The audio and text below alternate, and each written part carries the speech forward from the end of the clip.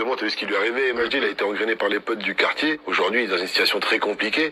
Est-ce que toi, est-ce que le cas MHD, est-ce que ça t'a fait peur, justement, en disant, oula, c'est vrai que là, j'ai une vie de star qui se profile à moi, est-ce qu'il faut que je mette la rue de côté? La vie, c'est un choix. Si tu décides d'être con, t'es con, mon pote. Mais après, faut assumer. C'est un grand garçon. Il a pas fait les bons choix. C'est dommage pour lui, tu vois, parce que c'est une bonne personne de fou. Moi, je le kiffe de fou. Après, c'est la vie. Hein. Mais ça te sert d'exemple à toi ou pas du tout? Ah, frère.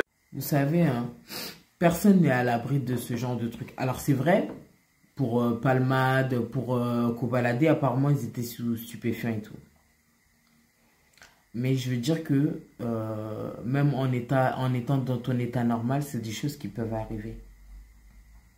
Ça arrive, des drames, ça peut arriver.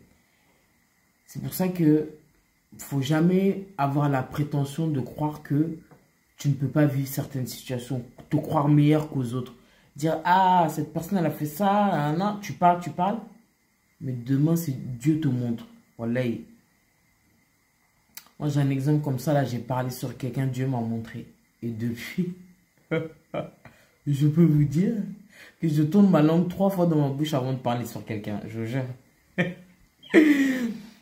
Ne pensons pas que qu'on peut pas vivre les mêmes choses que les autres. Les drames, ça arrive à tout le monde. Qu'il était au volant. Le passager situé à l'avant du véhicule est mort, tandis que Kobalade et sa passagère arrière ont été légèrement blessés. Le conducteur du poids lourd percuté a lui aussi été légèrement blessé selon le parquet. Contrairement à ce qu'indiquaient certaines rumeurs, nous sommes en mesure de vous confirmer que la compagne du rappeur, la chanteuse Weshden, n'était pas présente dans la voiture au moment de l'accident. Le drame a eu lieu ce mardi 10 septembre vers 23 h à Créteil, au niveau de cette station essence Total située sur l'A86. Selon les informations du Parisien, Kobalade aurait percuté l'arrière d'un camion en stationnement après la crevaison d'un pneu. L'AFP indique que le rappeur est arrivé à pleine vitesse sur une bretelle de sortie au volant d'une berline sportive de luxe. Kobalade était sous l'empire de stupéfiants lors des faits sans que l'on sache pour le moment de quelle drogue il s'agit. Toujours hospitalisé ce jeudi 12 septembre, Kobalade n'a pas encore été placé en garde à vue, bien qu'une enquête a été ouverte pour homicide involontaire et blessure involontaire par conducteur. On rappelle que Kobalade avait déjà été condamné en 2020 à 3 mois de prison avec sursis, 140 heures de travaux d'intérêt général et 4 mois de suspension de permis pour un autre accident de voiture à Marseille duquel il avait